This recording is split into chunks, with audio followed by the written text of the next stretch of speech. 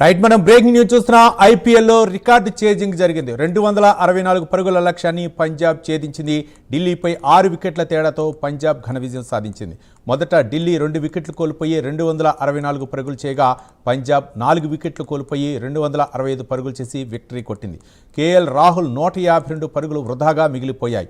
264 పరుగుల లక్ష్యాన్ని మరో 7 బంతులు మిగిలి ఉండగానే పంజాబ్ ఊదేసింది.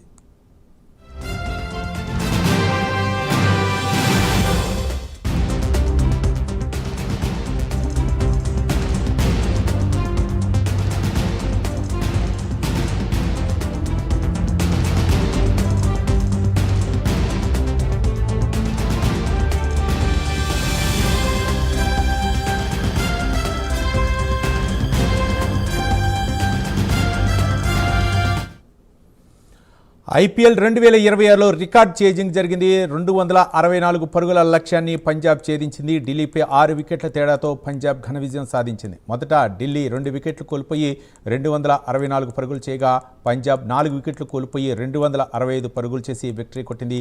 కేఎల్ రాహుల్ 152 పరుగులు వృధాగా మిగిలిపోయాయి.